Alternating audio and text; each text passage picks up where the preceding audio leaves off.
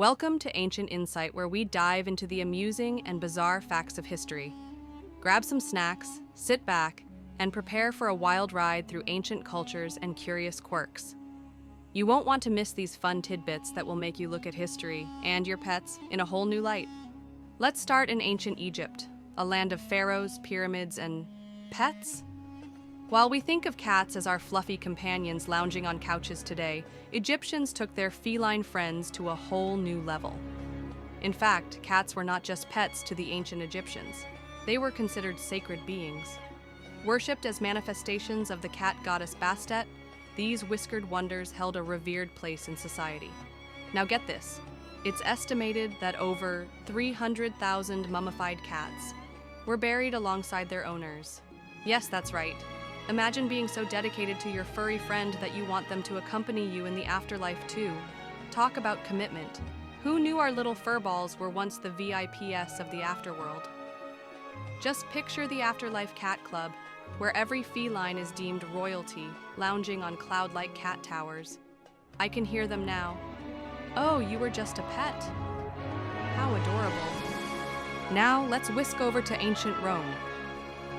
The Romans were known for their grand architecture, delicious cuisine, and, well, their sense of smell. Believe it or not, a person's social status in Rome was partly based on their body odor. Yes, you heard that right. If your aroma didn't meet the standards, you might have found yourself at the bottom of the social ladder, sort of like the olfactory version of being in the friend zone. To combat offensive odors, settlers in the empire doused themselves in perfumes and wore what can only be described as odoriferous garments. Yes, it's a fancy way of saying they had scented clothes. As if that wasn't enough, wealthy Romans often hired professional sniffers, yes, that's a real job, just to help them pick the perfect scent. Now, imagine walking into a job interview where you proclaim, "I am a professional sniffer." What an interesting conversation starter. So, what do? Oh, I literally smell people for a living. Hey, at least you could always say you have a nose for success. And speaking of snappy anecdotes and quirky twists, did you know about the world's shortest war? Yes, you have to hear this one to believe it. On August 27, 1896, Britain and Zanzibar engaged in a conflict that lasted, wait for it, just 38 minutes. Can you imagine?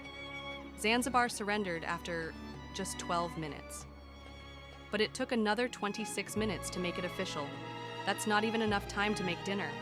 I mean, most of us spend more time deciding what to eat. Picture the soldiers on both sides. Okay, everybody, let's get ready to fight. Oh wait, is lunch almost ready? Can we wrap this up quickly? I've got a casserole in the oven. That's one way to make history, fast food style.